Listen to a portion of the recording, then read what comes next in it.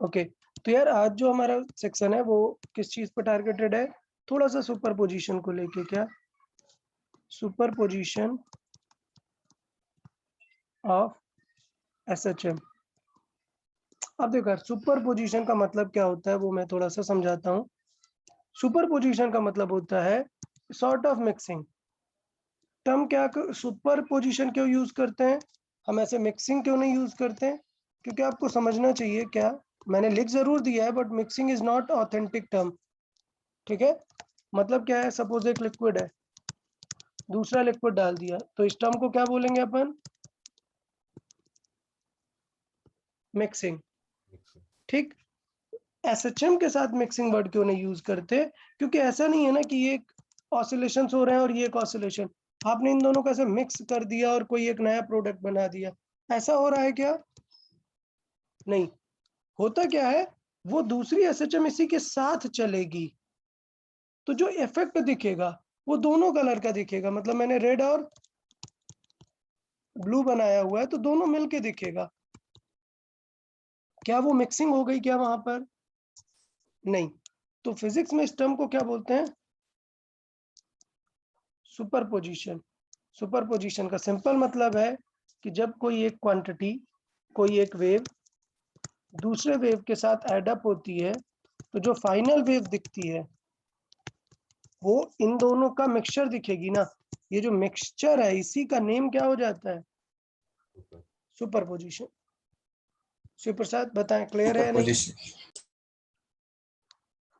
Shivprasad, yes superposition sir. Exactly क्या है, clear हुआ? हाँ सर। हाँ, कि ये लिक्विड का मिक्सिंग नहीं है, ये दो चीजों का रिजल्टेंट है। ओके, तो यहाँ पे अपन रिजल्टेंट की बात करेंगे। तो देखो यार, मिक्सिंग में क्या बात होगी, बहुत ही इंपॉर्टेंट दो मेजर नोट्स हैं। नंबर वन, अच्छा क्या चांसेस है? हो सकता है दोनों सेम फ्रीक्वेंसी की एसएचएम हो और हो सकता है दोनों सेम फ्रीक्वेंसी की नहीं हो, दो ही पॉसिबिलिटी है ना। बताएं यार, क्लियर है कि नहीं?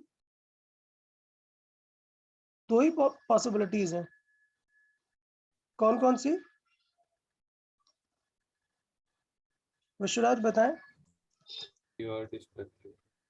क्या चीज? कंस्ट्रक्टिव और डिस्ट्रक्टिव। अरे यार, ये कहाँ से कहानी लेके आ गए तुम? मैंने अभी कंस्ट्रक्टिव डिस्ट्रक्टिव कुछ बोला क्या? इतना नहीं पढ़ना भाई, थोड़ा ही पढ़ना है, जितना मैं पढ़ाता हूँ सिर्फ उतना ही पढ़ना है। अभी मैंने क्या बोला यार, दो एसएचएम के मिलने में क्या चांसेस हैं? If they are of same SHM and second case different. Different frequencies SHM. Simple सी बात है। मैं ये नहीं पूछ रहा हूँ कि अगर दो मिलेंगी तो क्या होगा, कंस्ट्रक्टिव डिस्ट्रक्टिव क्या होगा, वो सब दूर की बातें हैं। सिर्फ अभी मैं बोल रहा हूँ कि क्या पॉसिबिलिटीज है। तो पहली पॉसिबिलिटीज क्या है? When both the SHM have same frequency. Clear? इसका मतलब ये है कि अगर दोनों एसएचएम का सेम फ्रीक्वेंसी है तो जो इनका सुपर पोजिशन आएगा वो भी क्या रहेगा? एसएचएम ही रहेगा। Then there resultant SHM will also be a SHM with the same frequency. Clear ना?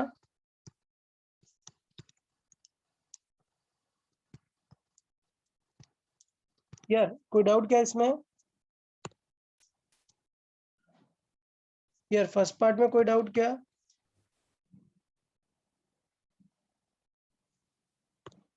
No sir. हाँ, अभी डिटेल में जाऊंगा, अभी और डिटेल में भी बताऊंगा।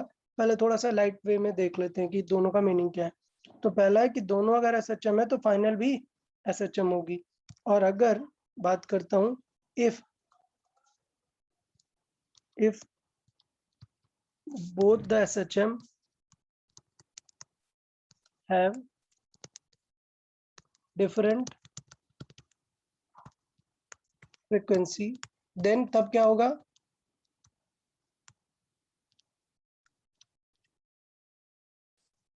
then The resultant is not SHM. Clear ना? Is not SHM. तो यार पॉइंट समझ आया कि क्या काम की बात हमने देखी यहाँ पर? बट एक काम की बात ये है कि यार मैथ में हम देखेंगे कि मान लेते हैं कि कोई एक क्या है SHM. SHM मतलब क्या है? पीरियोडिक होगी कि नहीं? SHM पीरियोडिक होगी कि नहीं? होगी। होगी। तो दूसरी SHM भी है। अब हमने बोला कि इन दोनों का टाइम पीरियड अलग अलग है, तो दोनों मिलके SHM बनाएंगे क्या? No sir. नहीं। बट यार ये है तो पीरियोडिक ना, ये भी है पीरियोडिक, तो ये भी क्या होनी चाहिए? पीरियोडिक होनी चाहिए। तो SHM नहीं है लेकिन पीरियोडिक है। ठीक है, तो ये लाइन बहुत इंपॉर्टेंट है कि the resultant is not SHM but it is periodic. Clear?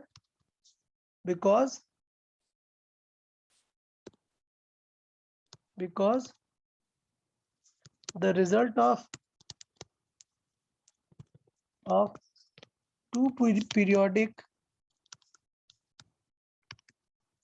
function is always periodic.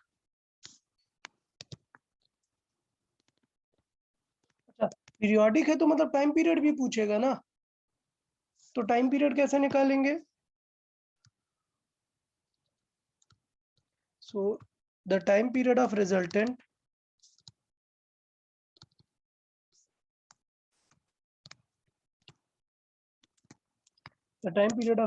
वो क्या हो जाएगा? होगा LCM of both time. Clear? तो ये दोनों बातें क्लियर हुई कि नहीं? अभी इस पे एग्जांपल देखेंगे. पहले सिंपल वर्ड्स में बताएं. दोनों मीनिंग समझ आया? तो मैं समराइज करता हूँ.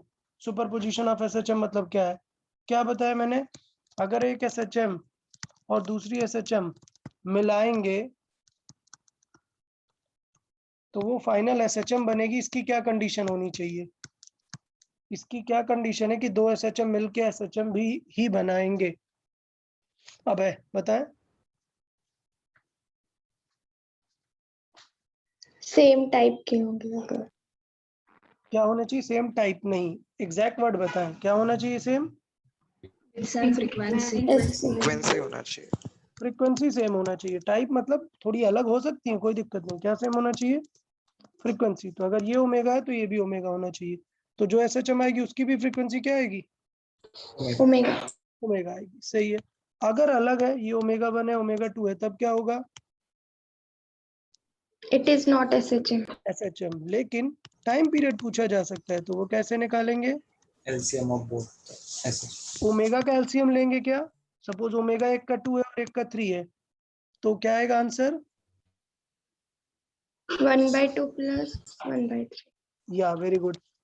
ओमेगा का नहीं निकालना है, किनका निकालना है एलसीएम? हाँ, टाइम पीरियड का.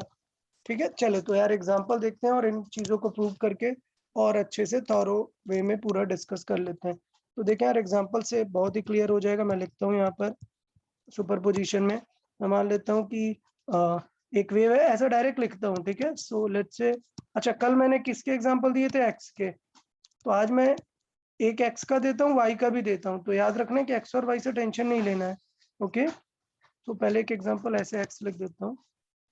ये दिया हुआ है 3 sin 5t plus 4 cos 5t. अब बताएं, तो हमें क्या प्रूव करना है? फाइंड और चेक. और क्वेश्चन ये आता है, prove that x is a SHM and find its time period. Clear?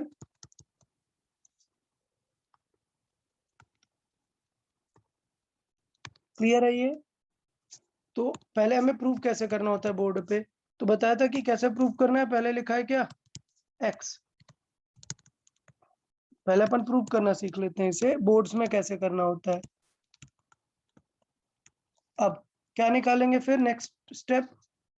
Differentiation. Differentiation d will be dv by dx। तो डिफरेंशिएट करें 3 का कुछ नहीं होगा, साइन का डिफरेंशिएशन cos, और ये 5 कहाँ आएगा, बाहर आ जाएगा। बाहर आ जाएगा, तो 3 will remain as it is, 5 15 बाहर आ गया, और साइन का cos क्या हो गया 5t cos 5t, plus 4 will remain as it is, 5 बाहर आ जाएगा, और cos का क्या होगा, Minus sin माइनस क्वाटी। ये माइनस मैंने बाहर लगा दिया।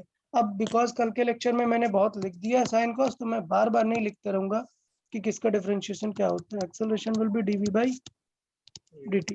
चले देखे, 3 will remain as it is, 5 एक एक्स्ट्रा आ गया, और अंदर फिर से अब कॉस का करेंगे, कितना आएगा 5 माइनस माइनस साइन, तो एक माइनस बाहर आ गया, ठीक है। अच्छा, साइन 5t, फिर -4, फिर इंटू 5 बाहर आ गया, और साइन का क्या हो जाएगा 5 बाहर आएगा, cos 5t।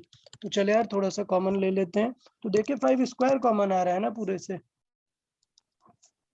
माइनस क्या कॉमन आ रहा है 5 स्क्वायर, और देखो ब्रैकेट में क्या बचेगा 3 sin 5t plus 4 cos 5t। बताओ इसे क्या लिख सकते हैं, just x. x a is equal to हो गया -5 स्क्वायर x। तो यहाँ से मैं लिख सकता हूँ क्या, because a is proportional to -x, hence it is SHM। yes। तो समझ आया कि कैसे प्रूव करना है। नाउ टाइम पीरियड कैसे निकालना है, Omega. Omega yes. तो ऐसे लिखना है बेटा, बोर्ड्स के स्टाइल का समझा रहा हूँ, comparing with standard equation of SHM। क्या है standard, a proportion a is equal to minus Omega square x. Omega square h x। तो यहाँ से क्या आ गया, इसका मतलब omega square, 25. Yes. So omega square 5 का स्क्वायर चाहिए, तो यहाँ पे 5 स्क्वायर को पूरा लिख देते हैं क्या 25। सो यहाँ पर आ गया कितना, omega square is 25, so omega will be 5। Time period we can solve, then t will be 2 pi by 1। Omega which is 2 pi by 5। Clear. तो देखो यार ओमेगा तो 5 आया ना, अच्छा उनका इंडिविजुअल ओमेगा कितना था 5. 5 5। तो ये तो बोर्ड्स का मेथड था, अपन तो इतनी मेहनत करेंगे ही नहीं ना, मैंने तो अभी जस्ट सिखाया ना आपको क्या करेंगे अपन, डायरेक्ट मेथड। क्या करेंगे, डायरेक्ट मेथड। क्या लिखेंगे, क्वेश्चन क्या दिया था, x is equal to 3 sin 5t plus 4 cos 5t। तो मैं यहाँ पर लिखूंगा क्या, ये क्या है, एक SHM, और ओमेगा 1 कितना है 5। ये भी क्या है SHM, ओमेगा 2 भी कितना है 5. 5। बाय। अपन तो डायरेक्ट बोल देंगे ना यहाँ पर, पहला rule, because omega 1 is equal to omega 2, then it is SHM. Clear. और फाइनल ओमेगा क्या हो जाएगा 5. ओमेगा 1 ओमेगा 2 जैसा ही। क्लियर ना, कोई दिक्कत क्या है इसमें यार, नहीं। समझ आया ना। So with in a second आप देख के बता सकते हो यार SHM होगा कि नहीं होगा। एक और एग्जांपल देख लेते हैं फिर।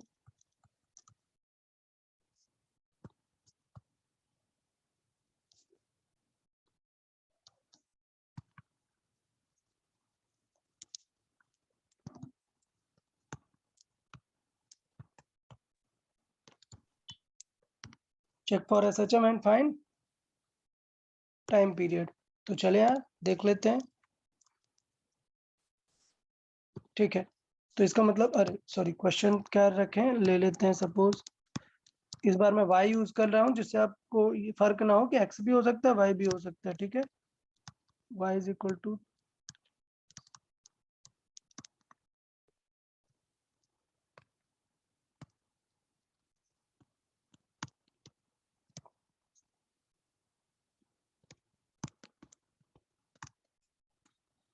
ओके। चले देखा, ये समझ आया सबको, चले बताए। अब हम बोर्ड्स की तरह नहीं सॉल्व करेंगे, डिफरेंशिएट वगैरह करने की जरूरत नहीं है, अपन डायरेक्ट सॉल्व करेंगे। क्या method, Omega 1 Omega 2. Yes. Direct method. अभी एग्जाम में ये भी लिखना नहीं होता है, तुरंत देख के पता चल जाता है, बट अभी फर्स्ट क्वेश्चन है इसलिए मैं नोट्स का क्वेश्चन है तो मैं लिख रहा हूँ पूरा आपके लिए, जिससे आप बाद में रिव्यू करें तो आपको समझ आए। क्या चेक करते हैं? ये SHM है, हाँ है। ये SHM है, बिल्कुल है। अब क्या होगा? इसका ओमेगा 1 कितना है? जबकि ओमेगा 2 कितना है? 6. तो पॉइंट ये है कि omega 1 is equal to omega 2 है क्या? नहीं, तो it is not SHM। But question में पूछा है कि चेक SHM है कि नहीं, लेकिन टाइम पीरियड सर्टेनली फाइंड ही करना है। तो ऐसा नहीं है कि SHM नहीं है तो टाइम पीरियड नहीं निकालेंगे, निकाल सकते हैं। टाइम पीरियड क्या आ जाएगा then? But it is LCM. Yes.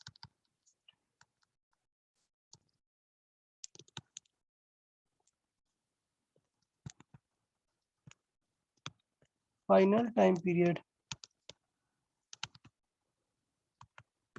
चलिए फाइनल टाइम पीरियड क्या हो जाएगा? सो अभी हमें पता है T will be LCM of T1 and T2। और T1 T2 कैसे लिख सकते हैं? ओमेगा 1 ओमेगा 2 से 2 पाई बाई 4, और वो क्या है? 2 पाई बाई 6। समझ आया? इन दोनों का अपन क्या ले लेंगे? LCM। ओके, तो इनका क्लोजेस्ट LCM क्या हो जाएगा? दोनों का कॉमन 12. क्या आ जाएगा? 12. 2 पाई बाई 12। सो 4 और 6 का LCM क्या आएगा? 12। तो क्या आ जाएगा आंसर? 2 pi by 12। मतलब कितना? Pi by 6 will be the final answer. Clear?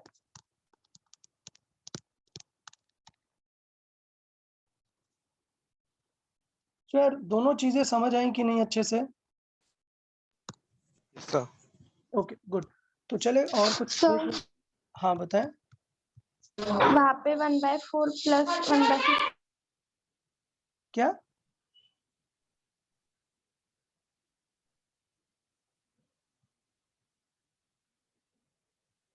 हाँ। 1/4 plus 1/6 मतलब ऐसे LCM लेके करेंगे तो 5/12 आएगा ना? LCM लेके करेंगे, ऐड थोड़े ना करना है। मैंने आपको पूछा, सिंपल से बताओ, 5 और 10 इनका LCM क्या आएगा? 10. 10 आएगा। तो ये 5 + 10 ये क्या पहुंच गए? मिसकॉन्सेप्शन नहीं रखना। ये 1/2 + 1/3 ये सॉल्व थोड़े ना कर रहे हैं हम। मैं बोल रहा हूं इन इंडिविजुअल नंबर का क्या लेना है? LCM लेना है। तो इसका LCM मतलब इसका एडिशन थोड़े ना, इसे ऐड करोगे तो क्या आएगा? 5/6। 5/6 नहीं, इनका LCM क्या आएगा? 6. 1/6. 1/6। यार मिसकॉन्सेप्शन नहीं, कुछ भी समझ आया क्या बोल रहे हैं हम? Yes sir. Yes, हाँ, sir. इनको ऐड नहीं करने लग जाना है। LCM मतलब सीधे ऐड करने लग गए। ठीक है, सिर्फ कॉमन फैक्टर देखना है इनका।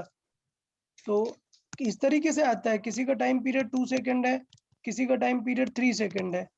तो बताओ वो फाइनल टाइम पीरियड क्या होगा? तो 5 नहीं हो जाएगा, क्या रहेगा इनका? 6. 6 सेकंड। ये ऐसी फीलिंग है, देखो ये वाला पार्टिकल कब ऑसिलेट करेगा? 2 सेकंड में कंप्लीट करेगा, जबकि ये 3 सेकंड में। तो पहले ये 3 पे करेगा, नेक्स्ट कब करेगा? 6 पे। ये वाला 2 4 6, तो 6 पे दोनों फिर से मैच होंगे ना। तो ऐसा फील आएगा कि दोनों ने 0 से स्टार्ट किया और दोनों ने कंप्लीट कब किया? 6 पे। तो उनका कॉमन इफेक्ट दिखेगा कि वो 0 से स्टार्ट करके 6 पे कंप्लीट हो रहा है। क्लियर? Yes. Okay good. चले और एग्जांपल देखते हैं। Check for SHM and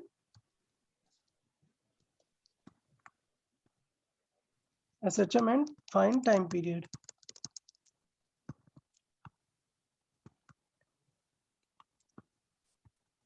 okay, तो याद है कल मैंने बताया था कॉस का function x is equal to 2 yes sine cube theta.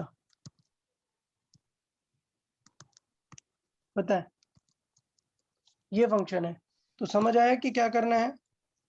इसका पहले फॉर्मूला ब्रेक करेंगे। कौन सा फॉर्मूला होता है साइन 3 थीटा वाला? 3 sin theta minus 4 sin 3 theta. Sine theta minus 4 sine 50. Theta. Clear? तो यहां से हम देख सकते हैं then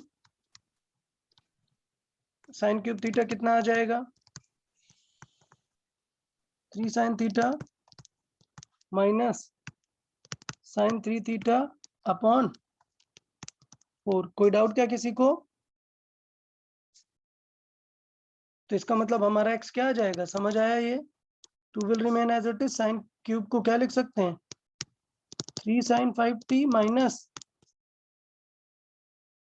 sign 3 into 5t upon 4। कोई डाउट क्या किसी को इसमें? तो मतलब x देखो कैसे दिखने लगा। x क्या दिखेगा? 3/2 sign 5t minus 1/2 sign 15t। समझ आया कि नहीं? बताओ। अब तुरंत कंपेयर करेंगे। ये SHM है या नहीं है? है। ये SHM है या नहीं है? है। अच्छा एक चीज, सुपरपोजिशन का मतलब ऐड नहीं होता सिर्फ। यहाँ पर ये जो सब्ट्रैक्ट होता है ना, ये सिर्फ डायरेक्शन को बताता है। इसका मतलब ये नहीं कि 1 से 2 को ऐसे सब्ट्रैक्ट कर दिया। प्लस मतलब इस तरफ जा रही है और नेगेटिव मतलब अपोजिट फेज पे आ रही है। तो प्लस या माइनस दोनों को ही करते हैं। अब बताएं ओमेगा 1 कितना है और ओमेगा 2 15. 15. तभी समझ आया कि because omega 1 is not equal to omega 2, so it is not SHM। तो याद है कल बताया था कि स्क्वायर फंक्शन तक SHM रहता है। कौन सा फंक्शन SHM नहीं रहता? क्यूबिक वाला। कोई डाउट क्या? No, sir. Clear? But time period क्या हो जाएगा? LCM. LCM. It is periodic. और पीरियोडिक का मतलब है कि टाइम पीरियड तो रहेगा ही। सो टाइम पीरियड क्या आ जाएगा? Time period it will be LCM of 2π/5 and 2π/15। तो क्या आ जाएगा टाइम पीरियड? 2π/15. 2π/15. हाँ। तो इस तरीके से अपन सॉल्व कर सकते हैं। तो यार यहाँ तक बताएं, क्या दो वेव के मिक्सिंग में कोई डाउट है यहाँ पर या नहीं? बताएं।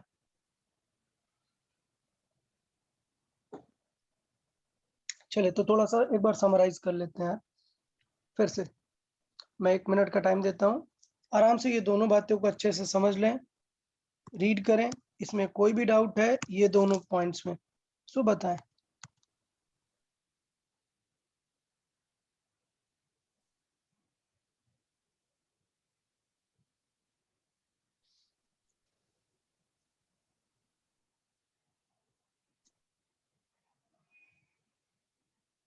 ये एग्जांपल समझ आया? बोर्ड्स में कैसे सॉल्व करते हैं?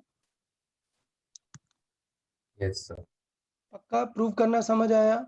अच्छा बोर्ड्स में एक और चीज, ऐसे साइन का डायरेक्ट डिफरेंशिएशन नहीं लिख देते हैं। यहाँ पे साइड में लिखते हैं कि साइन का डिफरेंशिएशन क्या है, कॉस का क्या है।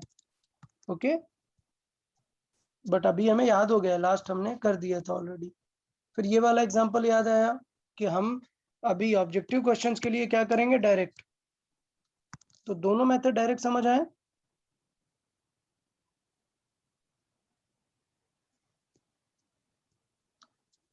चले ठीक है।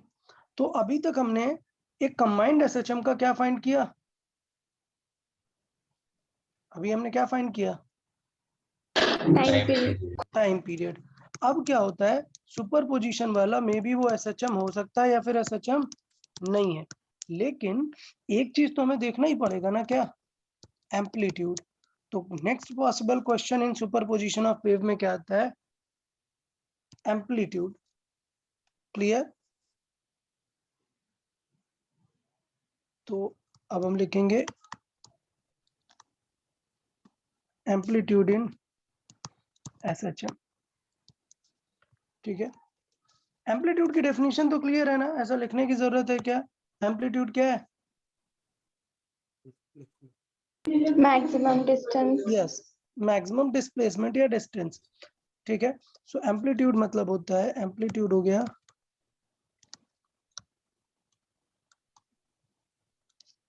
मतलब हो गया मैक्सिमम डिस्प्लेसमेंट। इसका मतलब ये है, मतलब क्या है देखें, अगर मैंने एक फंक्शन दे दिया y इज इक्वल टू क्या 3 sin 50t, so what do you think its maximum value will be? What will be its maximum value?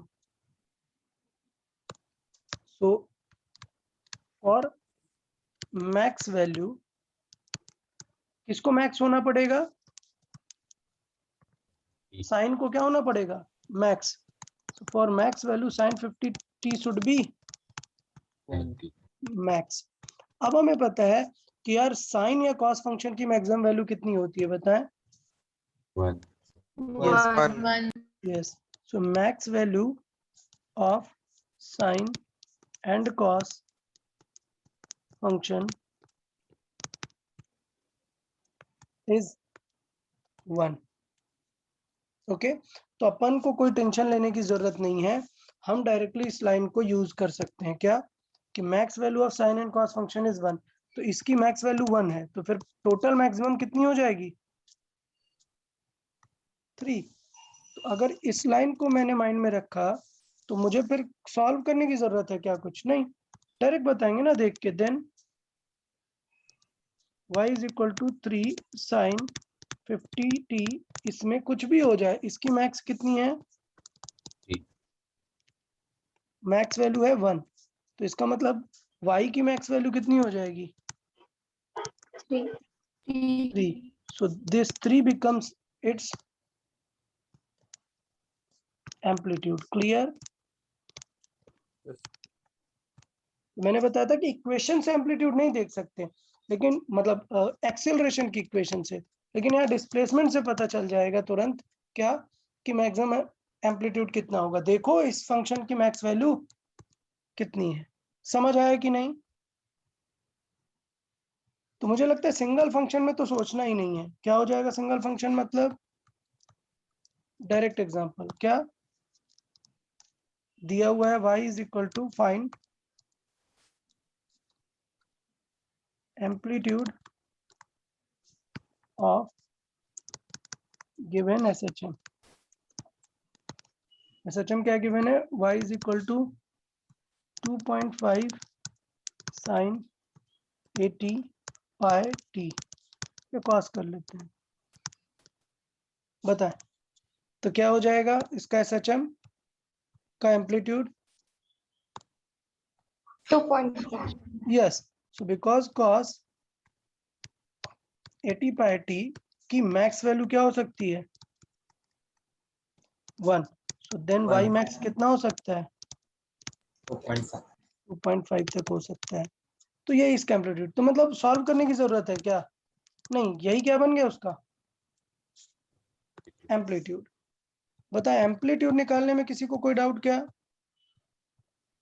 तो आप फीलिंग देखो कि कैसे हम चैप्टर की तरफ प्रोसीड कर रहे हैं। सबसे पहले हमने क्या निकालना सीखा? ओमेगा, फ्रीक्वेंसी, टाइम पीरियड, फिर प्रूव करना सीखा, फिर सुपरपोजिशन वाला देखा, और अब क्या देख रहे हैं? Amplitude. एम्पलीट्यूड। तो एम्पलीट्यूड, चले एक और एग्जांपल देखते हैं कुछ।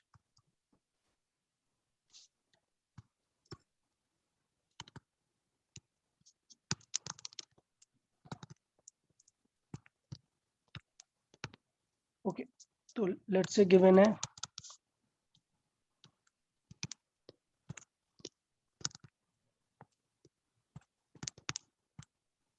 ओके, चले बताएं इसमें डिस्प्लेसमेंट क्या होगा? 7।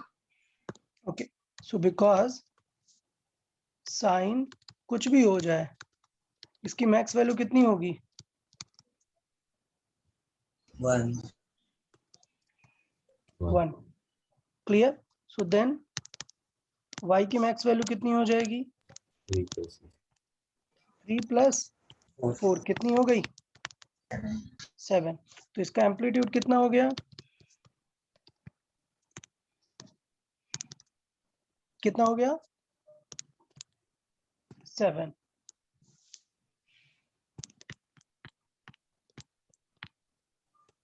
तो ये यार गलत है।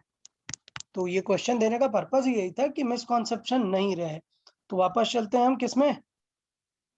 एम्पलीट्यूड की डेफिनेशन में। अब बताओ, कोई बताएगा वो आंसर गलत है, तो इसका मतलब हमने डेफिनेशन में भी क्या गलती कर दी है? From mean, ये मैक्सिमम डिस्प्लेसमेंट क्या होता है? कौन सा मैक्सिमम डिस्प्लेसमेंट है? from mean position. Main Yes, position very good. So the correct definition is amplitude is maximum displacement from mean position. अब आप समझ गए कि वो जो 3 इंडिकेट कर रहा है वो किस चीज को इंडिकेट कर रहा है? उसकी Displacement. ये डिस्प्लेसमेंट नहीं, ये मीन पोजीशन वाली चीज है। mean. इसका मतलब, चलो रुको बना देते हैं यार, समझो। इसका मतलब ये है because amplitude is max displacement from mean position. Clear ना? Yes. एंड वो जो 3 है वो क्या है? उसकी मीन पोजीशन है। क्यों? At t is equal to 0। बताओ पोजीशन क्या आएगी? y will be 3 plus sine 2 pi into T. T क्या हो गया है? 0। तो t 0 रखोगे तो ये टर्म क्या हो गया? 0। तो उसका y कितना है? 3। तो स्टार्टिंग में वो कहाँ से स्टार्ट कर रहा है? कहाँ से स्टार्ट कर रहा है? y इज इक्वल टू 3 से। और जब आप इसका एक्सेलरेशन भी देखेंगे तो 3 पॉइंट के अबाउट ही हो रही होगी। इसका मतलब इसकी पोजीशन क्या है? इसका ग्राफ बनाते हैं। चले, साइन थीटा का ग्राफ आप जानते हैं? Yes. Yes, sir. Sine theta का ग्राफ कैसा होता है? इस तरीके से। Increase. ये हो गया किसका? साइन थीटा का ग्राफ। अब समझना थोड़ा सा। अब मैं बना रहा हूं, ये हुआ साइन थीटा। अब मैं दूसरा बना रहा हूं क्या? इसकी मैक्सिमम वैल्यू कितनी है? 1। 1 मिनिमम वैल्यू कितनी है? Minus minus -1. 1। Minus. ये थोड़ा सा साइड कर देते हैं, ये चीजें सीख लेते हैं, इंपॉर्टेंट चीजें हैं। ये हुआ पहला। अब देखना दूसरा। अब मैं क्या ड्रॉ करूंगा? यहाँ पर साइन थीटा के आगे कुछ था ना, नंबर 4। यहाँ पर नंबर क्या था? 4। ओके। तो अभी देखें, अब मुझे क्या बनाना है? 4 साइन थीटा। बताओ क्या होगा? क्या चेंजेस आएंगे? सिर्फ साइन थीटा वही रहेगा, सिर्फ ये मैक्सिमम 1 होगा। तो टोटल फंक्शन कितना हो जाएगा? 4. 4। तो इसका मतलब ये हुआ कि ग्राफ में कोई चेंजेस नहीं आएंगे। सिर्फ फर्क क्या होगा? अब ये कहाँ तक जाएगा? -4 और plus. अब जरा सोचना, अब जरा सोचना। तीसरा ग्राफ बनाते हैं। अब हम तीसरा क्या है? टोटल क्या है हमारा? 3 प्लस 4 साइन थीटा।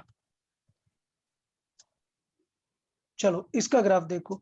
तो 4 साइन थीटा क्या होगा? +4 एंड -4। तो इसकी मैक्स कितनी हो जाएगी? +4। और मिनिमम कितनी हो जाएगी? -4. -4।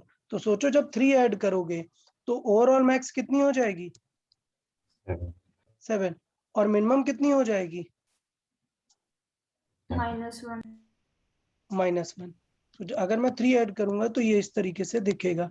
इसका मतलब ये है कि ये जो ग्राफ बनेगा ये क्या होगा? 3 ऊपर की तरफ सिर्फ शिफ्ट हो जाएगा। ये क्या फर्क देगा कि y इज इक्वल टू 3 के अबाउट हो रही है। SHM समझ आया कि नहीं? y इज इक्वल टू 3 पर 4 तक का फंक्शन जाएगा यहाँ पर।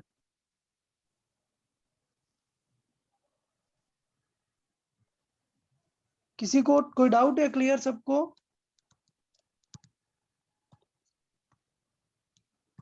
इसका मतलब ये है कि 4 ऐड होगा, ये विड्थ कितनी है 4, ये विड्थ भी कितनी है 4, 3 के अबाउट हो रही है SHM, इसके अबाउट। तो इसका मतलब ये ऊपर वाला पॉइंट कितना है y 7 और नीचे वाला ये पॉइंट -1. -1। तो यार अभी पूरी कॉन्सेप्चुअल क्लैरिटी आई या नहीं, पूरा पिक्चर क्लियर है कि नहीं? तो इसे कॉन्सेप्ट की तरह याद रखेंगे कि अगर साइन थीटा वगैरह के साथ ये नंबर आएगा तो ये क्या एम्पलीट्यूड होगा क्या? नहीं. बताएं, नहीं होगा। तो ये पूरा समझने के बाद फाइनल कॉन्सेप्ट क्लियरिटी क्या आएगी? क्या कॉन्सेप्ट आया?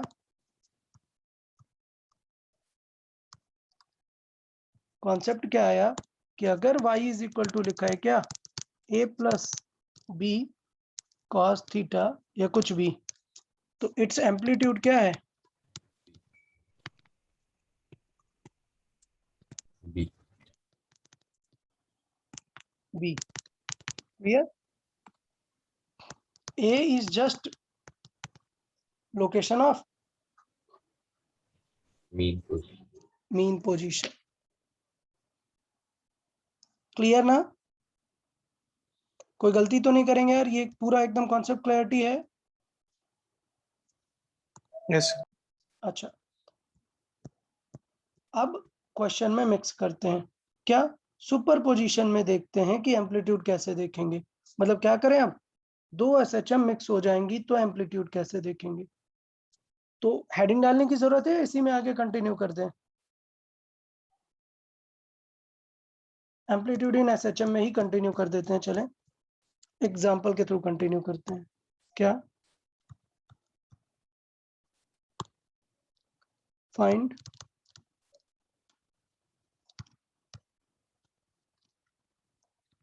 amplitude of given SHM। तो लेट्स से SHM given है x is equal to 3 sin 20t plus 4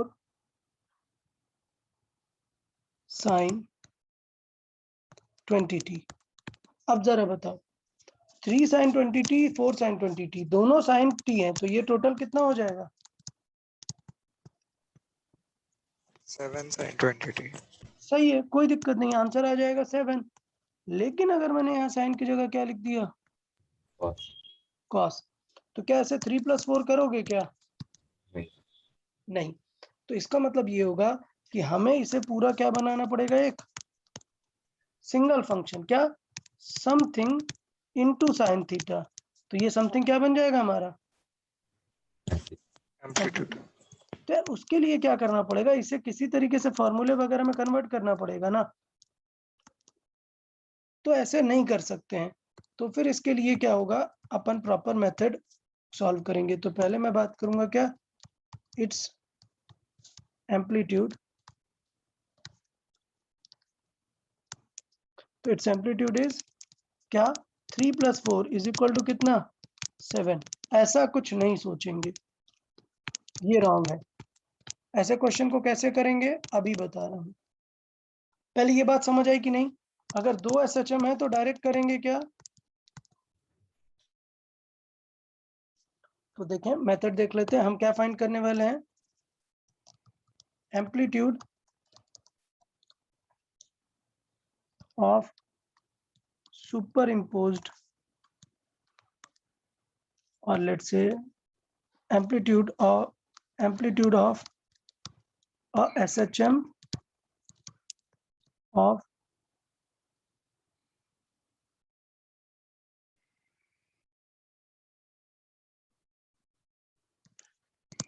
SHM of combination of multiple SHM।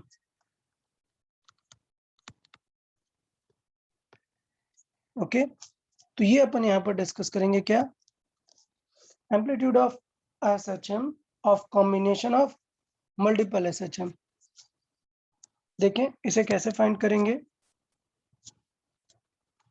जब भी कभी आपको ये देखने को मिले कि y इज इक्वल टू क्या है, सम साइन प्लस सम कॉस प्लस सम साइन, ऐसे करके कुछ कुछ तो है। ठीक, सबसे बड़ी बात, क्या दोनों की फ्रीक्वेंसी अलग हो सकती है क्या? नहीं यार, अगर फ्रीक्वेंसी अलग हो जाएगी तो एसएचएम बनेगी क्या? नहीं। नहीं। तो पहली बात, इस कॉन्सेप्ट का मतलब ये मत समझ जाना कि y is equal to sine 20t plus cos square 10t। क्या ये एसएचएम बोल दोगे क्या डायरेक्ट? नहीं, इसे कन्वर्ट करेंगे, कन्वर्ट करके इसकी फ्रीक्वेंसी क्या हो जाती है, याद है? 20. 20. डबल हो जाती है। तो हाँ, ये एसएचएम है।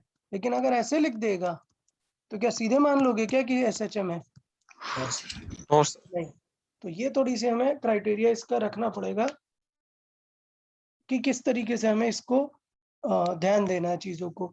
तो चले, इस मेथड को क्या बोलते हैं? Phasor diagram. क्या? Phasor method. फेजर मेथड का मीनिंग होता है क्या? Vector method. क्या? वेक्टर मेथड मतलब क्या है? वेक्टर मेथड क्या चीज है, समझे? Vector method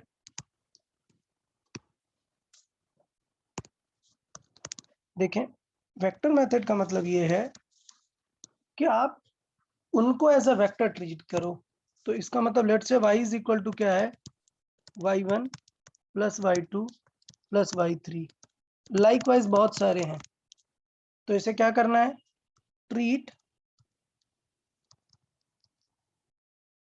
y as resultant of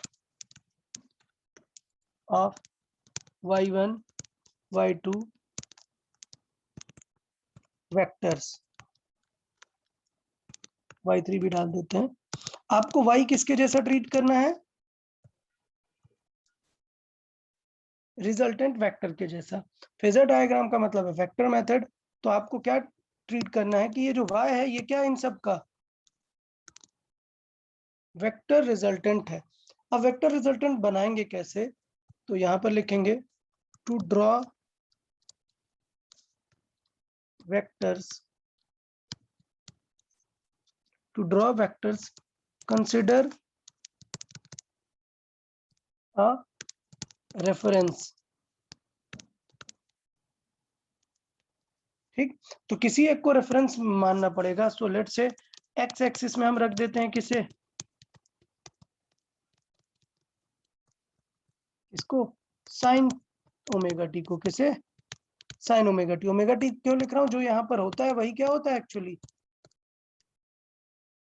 omega होता है। तो हमने क्या रख दिया, इसे रेफरेंस रख दिया। तो अब देखना कि क्या हो जाएगा। ड्रॉ देखें तो आपको वेक्टर बनाना सिखा देते हैं। क्या? चले लेट से मैं बनाता हूं y1। y1 की वैल्यू है 5 साइन ओमेगा टी। y2 की वैल्यू है 3 sign omega T plus 60 degree. y3 की वैल्यू है 5 साइन और लेट से 5 कॉस ओमेगा टी। चले, बता साइन और कॉस में क्या रिलेशन होता है? कॉस फंक्शन साइन से कितना आगे होता है? साइन फंक्शन कॉस से कितना आगे होता है? 5/2. यस, 90 डिग्री आगे होता है। ये थोड़ा सा आप याद रख सकते हैं, यहाँ पर बिकॉज करके रख लेते हैं क्या, कि साइन ओमेगा टी या लेट से साइन 90 प्लस थीटा क्या हो जाता है, कॉस थीटा। तो मैं बोल सकता हूँ कि कॉस थीटा उससे कहाँ आगे, 90। तो चलो ड्रॉ करते हैं। y1 किस तरफ ड्रॉ करेंगे,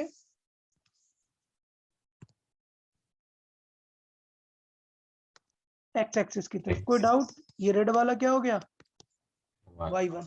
और इसकी लेंथ कितनी हो जाएगी, साइन तो मैक्सिमम कितना होगा 1, तो कितनी हो जाएगी लेंथ, 5. 5। तो इसकी वैल्यू कितनी है, 5। ठीक है, अब ये कहां पर होगा बताओ, ओमेगा टी प्लस 60। मतलब समझ गए? यहाँ पर इसकी वैल्यू कितनी होगी 3। ये एंगल कितना है 60. 60 डिग्री। और नेक्स्ट क्या है, इसको 5 की जगह क्या कर लेते हैं 2 कर लेते हैं। तो y3 कहाँ बनेगा y y एक्सिस में, क्यों 90 से डिफरेंस 90 डिग्री पे है डिफरेंस। तो ये कितना है 90 डिग्री, इसकी वैल्यू कितनी है 2। किसी को कोई डाउट क्या वेक्टर बनाने में?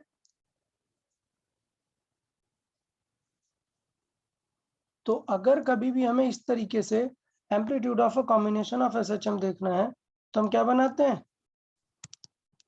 फेजर।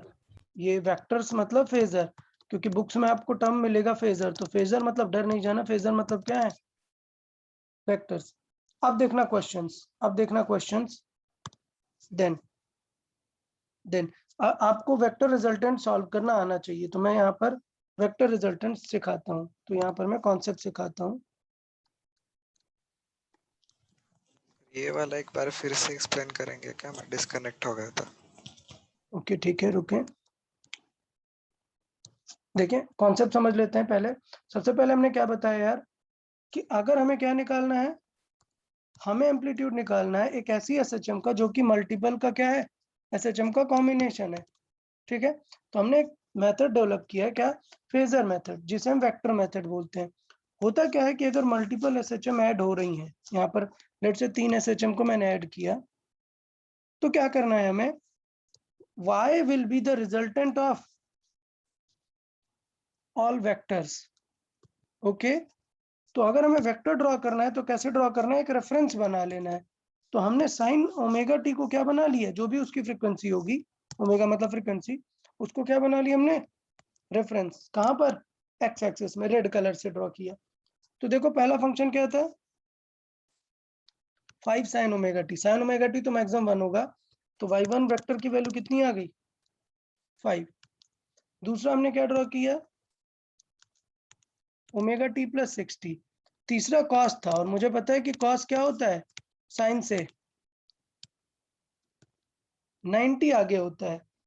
तो ये हो गया क्या अपना y3। तो ये हमने इसे ड्रॉ किया कि ये y1 हुआ, y2 60 डिग्री आगे, y3 कितना डिग्री आगे 90 डिग्री। अब इनका रिजल्टेंट निकालना पड़ेगा। तो रिजल्टेंट के लिए मैं वेक्टर के थोड़े से कॉन्सेप्ट सिखा देता हूँ। वैसे मैं कई बार बता चुका हूँ, दो वेक्टर अगर ऐसे हैं तो उनका रिजल्टेंट क्या होगा, resultant will be A square plus B square. और रिजल्टेंट का एंगल कितना हो जाएगा 40 अल्फा 45 नहीं होगा, ए और बी जब बराबर होंगे तब 45 होगा। tan अल्फा क्या होता है बी E बाई by ए। तो ये कॉन्सेप्ट है, वेक्टर में हम ऑलरेडी डिस्कस कर चुके हैं। तो यार आप लोग को याद होना चाहिए, और नहीं है तो अभी जल्दी से याद कर लें। अच्छा ये हुआ क्या 90 डिग्री के लिए। अगर किसी एंगल पे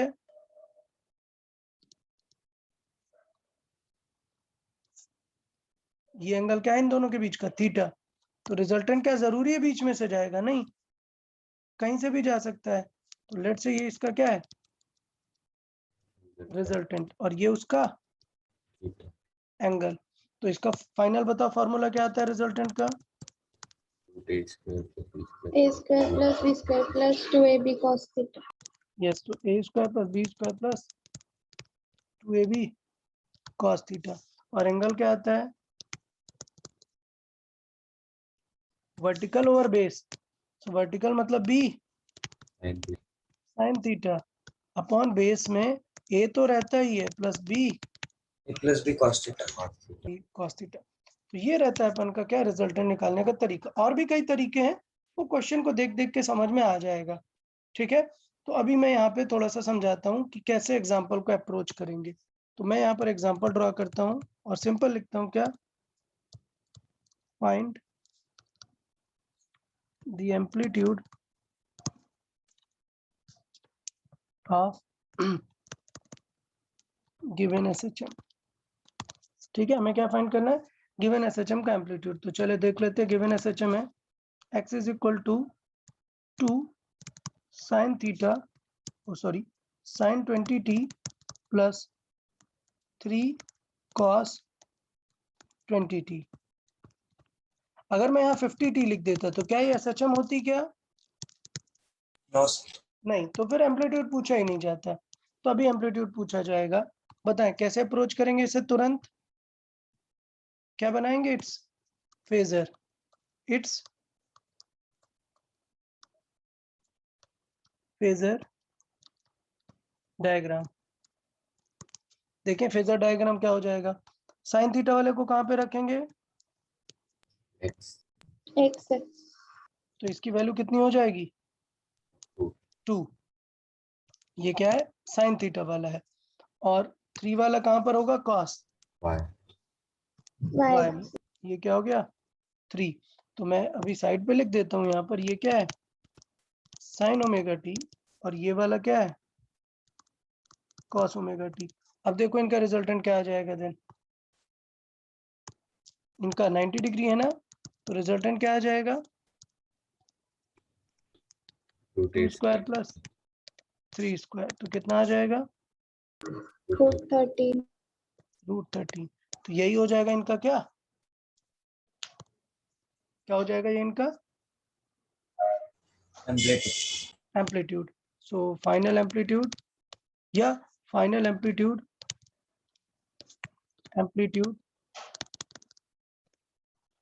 क्या हो जाएगा? √13। अच्छा, कभी कभी क्या होता है, what will be the final equation of this combined SHM? तो अभी तो हमने सीखा ना रिजल्टेंट ही क्या है इनका, फाइनल SHM है। सिर्फ उसका एंगल देखना पड़ेगा कितना है। ये एंगल क्या है? अल्फा। तो आप क्या लिख सकते हो? आप रिजल्टेंट SHM भी लिख सकते हो। क्या? इक्वेशन ऑफ रिजल्टेंट SHM क्या लिख सकते हो? इक्वेशन ऑफ रिजल्टेंट SHM क्या हो जाएगी वो? It will be x is equal to क्या होगा?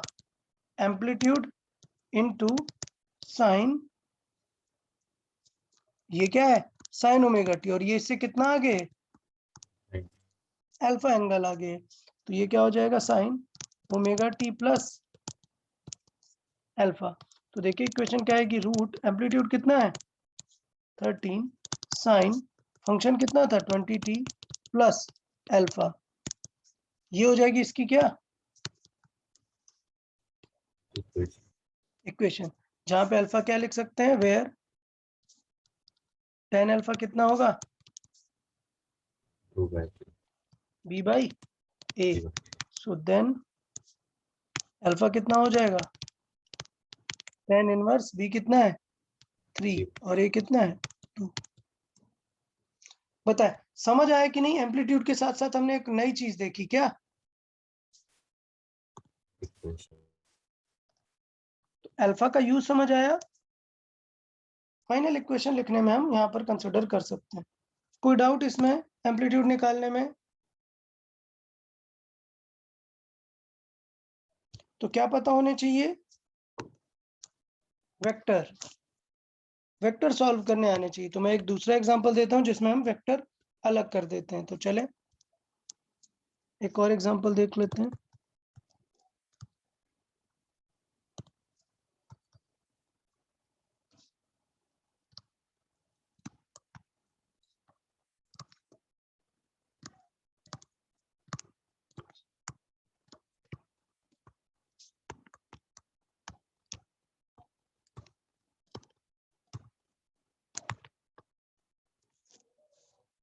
ओके चले।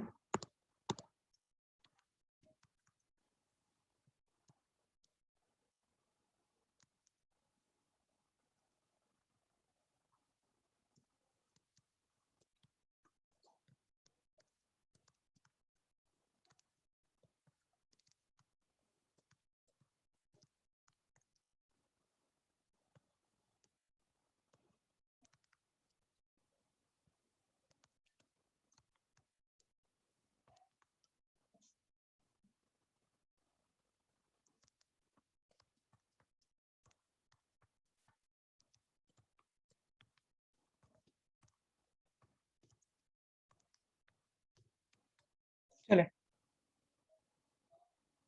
सपोज आपको ये एक इक्वेशन दी है, ऐसा कर लेते हैं, इसे 5 कर लेते हैं, दोनों को क्या कर लेते हैं, सेम कर लेते हैं, जिससे थोड़ा सा सॉल्विंग इजी पड़ जाएगा आपको। चले बताएं,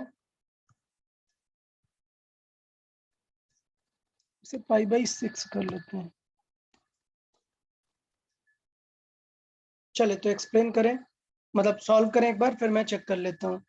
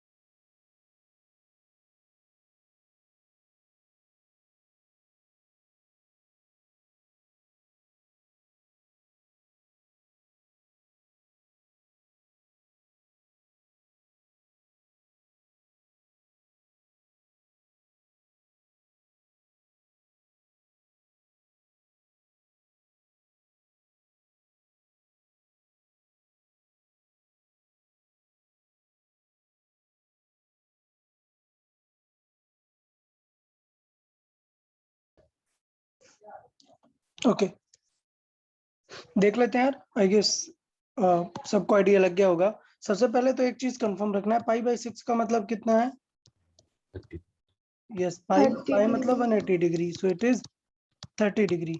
अच्छा, साइन से ज्यादा है, मैंने क्या समझाया कि वेक्टर बनाने से पहले अपन को बस यही रिजल्टेंट देखना है, फेजर देखना है। तो कौन सा फेजर हॉरिजॉन्टल रहेगा? Cos. Cos Sin. को हॉरिजॉन्टल कर दिया, अरे भाई, Sin. साइन 10t ये रहेगा हॉरिजॉन्टल, ये कंफर्म हो गया। तो हमारा पहला फेजर कहाँ पर है, इसका मतलब 30 degree. 30 डिग्री पर है। इस तरीके से सॉल्व करना है, तो ये 30 डिग्री है, ये कितना है वैल्यू 5। दूसरा कहाँ पर है? 45. कॉस थीटा, तो कॉस थीटा समझ गए, अगर ये एक्स एक्सिस वाला साइन है तो उससे 90 आगे ये क्या बन जाता है, Cos. कॉस थीटा वाला। तो कॉस थीटा वाले का भी वेक्टर कितना है 5. 5। तो इसका मतलब हमें क्या सॉल्व करना है, हमें तो ऐसे वेक्टर सॉल्व करने हैं जो दोनों कितने हैं, 5 5 पर है, बट इनके बीच का एंगल कितना है 60 degree. 60 डिग्री। तो इसका मतलब इसका जो हमें रिजल्टेंट सॉल्व करना होगा वो इन दोनों के बीच में से जाएगा कहीं से। डन। Yes. हाँ, तो रिजल्टेंट कितना हो जाएगा, root of 5 square plus 5 square plus 2 into 5 into 5 into cos Half. 60 degree. तो ये याद रखना है, कॉस 60 क्या होगा 1/2, तो 2 कैंसिल और क्या आ जाएगा यार 5 रूट Root 3. 3। तो ये यार अब याद रखना है यार, अब चीजें समझ में आ जानी चाहिए। क्या आ गई क्या आपको समझ में ये बात Yes. कि रिजल्टेंट पार्ट क्या रह जाएगा? Root 3 times. हाँ, रूट 3 टाइम्स इस तरीके से रहेगा। तो इसका मतलब क्या हो जाएगा, फाइनल एम्पलीट्यूड, फाइनल एम्पलीट्यूड तो वो हो जाएगा कितना 5 रूट 3। ओके, तो ये नहीं समझ लेना है कि यहाँ पर 5 है और 5 है तो साइन और कॉस है, क्या सीधे कर दिया आपने 5 रूट 2। क्या दोनों 90 डिग्री पर हैं क्या? नहीं. नहीं, ये एक्स्ट्रा एंगल जो है वो चेंज कर दे रहा है हमारे क्वेश्चन को। तो इस तरीके से फाइनल एम्पलीट्यूड। फिर बात आती है क्या, इक्वेशन। सर इक्वेशन थोड़ी कॉम्प्लेक्स हो जाएगी, क्यों? क्योंकि इन दोनों के बीच में हम ये एंगल निकालते हैं क्या, अल्फा। तो एक्चुअल जो एंगल होगा वो 30 प्लस अल्फा होगा। डन। और बिकॉज दोनों 5 5 हैं तो कहां से जाएगा रिजल्टेंट? मिडल। बीच में से। तो इसका मतलब अल्फा कितना हो जाएगा? 60 डिग्री। सो बिकॉज अल्फा कितना हो जाएगा? अच्छा यहाँ पर अल्फा नहीं, इसको कुछ मान लेते हैं क्या, थीटा या अल्फा ही मान लेते हैं, अल्फा अल्फा मान लेते हैं। तो इसका मतलब क्या हो जाएगा? Alpha tan alpha it will B b by a, और दोनों ही कितने हैं? 5 and 5 हैं, तो क्या आ गया? 1। तो इसका मतलब देन सॉरी इनके बीच के एंगल b बाई a नहीं करेंगे, माय मिस्टेक। sin क्या हो theta जाएगा? b sin theta upon A plus B a cos plus theta. b a plus B cos theta. तो पूरा सॉल्व करेंगे यार इस तरीके से। b कितना है? 5, साइन थीटा कितना है? root 60 डिग्री है, √3 बाई 2 अपॉन a कितना है? 5 5 कॉमन ले लिया, 1 प्लस b कॉस थीटा कितना है? half half. तो इसका मतलब क्या हुआ? 5 5 कैंसिल आउट हुआ, ये 3/2 वैल्यू आ गई क्या? 1 by root 1 बाई √3। सो इसका मतलब अल्फा कितना हो गया? 30 degree 30 5 डिग्री। by मैंने 6. फिर सॉल्व किया, आप ऐसे भी कर सकते थे। फाइनल इक्वेशन क्या हो जाएगी?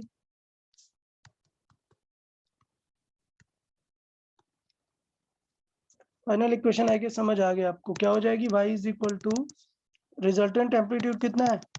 5√3 साइन ओमेगा कितना है? 10 पाई t प्लस एक 30 डिग्री है और प्लस अल्फा है। क्लियर? किसी को डाउट इसमें?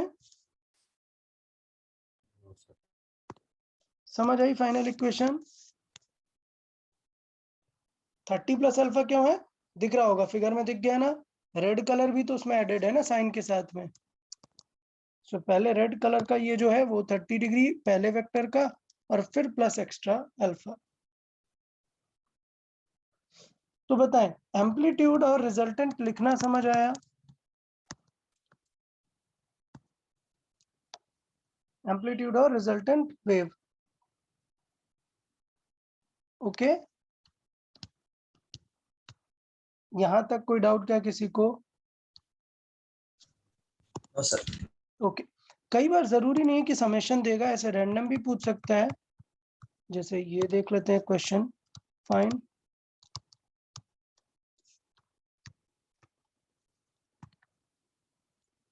Find amplitude of given SHM। Let's say x is equal to given है 6 साइन स्क्वायर 20t। बताएं।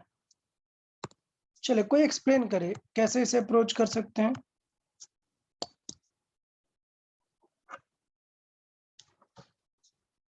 सोचें फिर बताएं।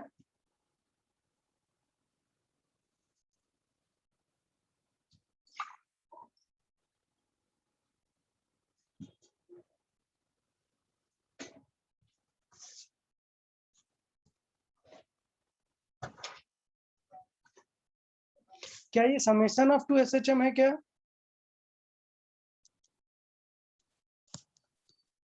नहीं।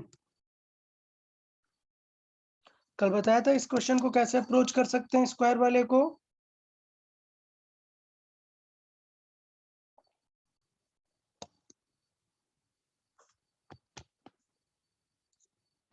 sin square root हाँ, Cos इसके to theta के फॉर्मूले terms में, cos to theta के terms में change करेंगे yes. Sir. So use identity, कौन सी आइडेंटिटी यूज करें? cos टू Cos थीटा कितना होता है? 1 minus 2 sin square theta. Then sine square theta क्या आ जाएगा?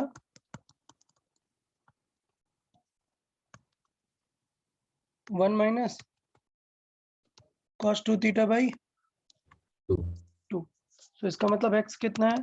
6 साइन स्क्वायर 20t। तो साइन स्क्वायर को रिप्लेस करें, क्या आ गया? 6 रहेगा। इसे क्या लिख सकते हैं? 1 minus cos 2 into 20t bye 2। तो देखो क्या आ गया?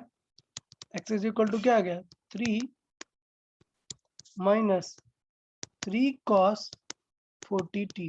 अब बताएं, अब आइए आप आंसर कर सकते हैं, बताएं क्या होगा।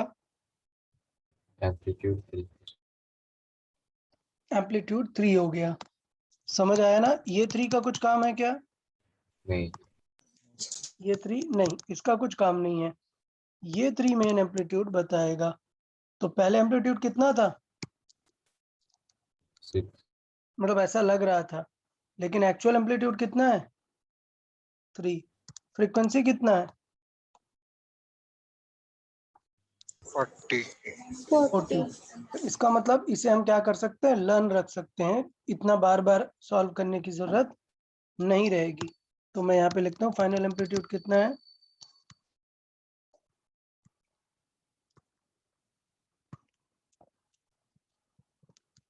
फाइनल एम्पलीट्यूड है 3। तो हम क्या याद रख सकते हैं, ए, लेट्स से हम क्या लिख देते हैं, y is equal to A sine square omega t. इसमें क्या खास बात होती है, इस एसएचएम में, इस एसएचएम में इसकी जो फ्रीक्वेंसी है वो कितनी है, 2 टाइम्स। तो इसकी जो फ्रीक्वेंसी ओमेगा हो जाती है, ये मान लेते हैं ओमेगा नॉट, जिससे थोड़ा दिखता रहे। ओमेगा कितना हो जाएगा, 2 टाइम्स ऑफ ओमेगा नॉट। और इस एसएचएम का एम्पलीट्यूड कितना आ जाता है, यस। तो इसे मैं ए नॉट मान लेता हूँ, जिससे डिफरेंस दिखते रहे। तो एक्चुअल एम्पलीट्यूड क्या आ जाएगा, ए नॉट बाई 2। तो याद रहेगा यार ये स्क्वायर फंक्शन को लेके, यार क्लियर है या नहीं? Yes, sir. अगर cos स्क्वायर दे देंगे तो फिर क्या होगा, सेम। सेम रहेगा। बताएं, कोई डाउट क्या है किसी को इसमें cos स्क्वायर में?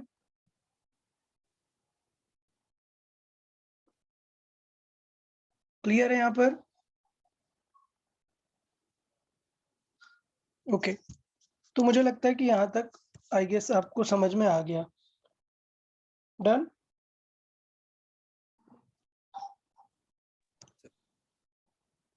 ठीक है, तो cos स्क्वायर में भी यही रहेगा, ये सारी चीजें हैं। तो अभी पॉइंट ये आता है कि ये जो इक्वेशंस आ रही हैं, ये ऐसे लिखते कैसे हैं। ये इक्वेशन जो दिख रही है, ये इक्वेशन आपने देखी ना डिफरेंट डिफरेंट एसएचएम की, इस इक्वेशन का मतलब क्या है वो हमें और अच्छे से समझना पड़ेगा। ओके, तो अपन नेक्स्ट लेक्चर में डिस्कस करेंगे किस चीज को, कि एसएचएम में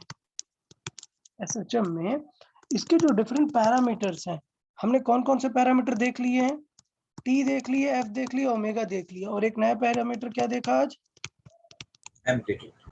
एम्पलीट्यूड। इतने पैरामीटर्स हमने एसएचएम के काफी देख लिए हैं।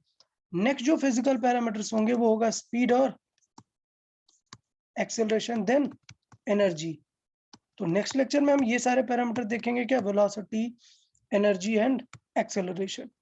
ठीक, बट वो सब देखने से पहले हमें एक और चीज समझनी पड़ेगी कि एसएचएम को आइडेंटिफाई कैसे करते हैं, इक्वेशंस वगैरह कैसे देखते हैं, ये सारी चीजें। तो जैसे मैंने अभी बताई कि equation y is equal to let's say 3 cos omega t, इस इक्वेशन का मतलब क्या है वो समझे, इस इक्वेशन का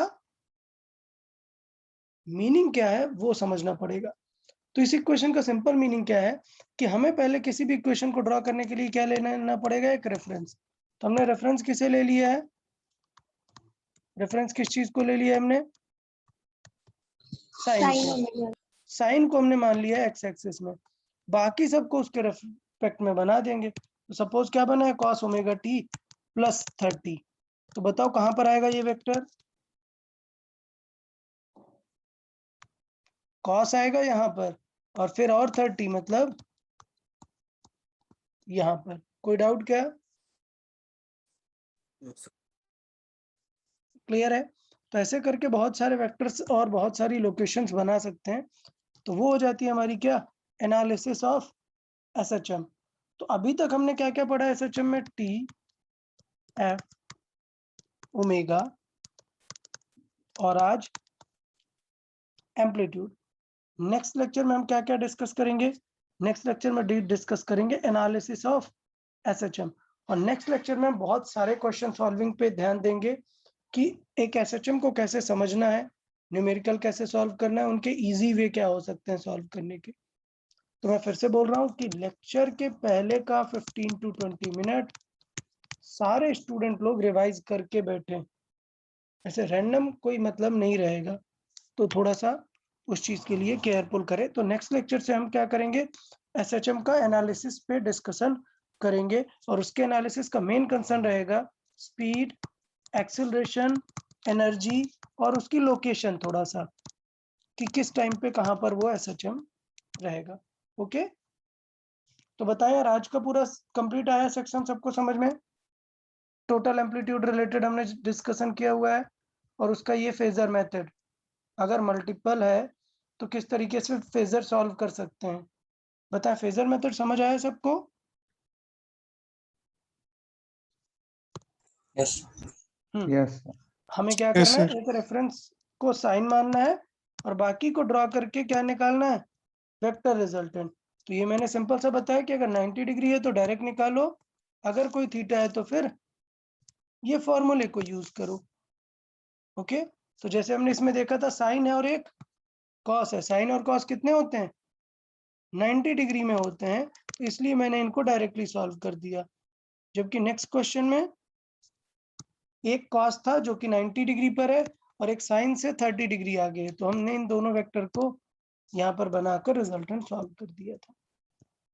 ओके, चलो ठीक है, ठीक है, आज के लिए फिर इतना काफी है। नेक्स्ट लेक्चर में हम आगे कंटिन्यू करेंगे, बट प्रीवियस पूरा रिवाइज करके रखें। Okay, okay then, bye bye everyone, Bye, sir. Bye. Bye. Bye bye, bye bye all of you.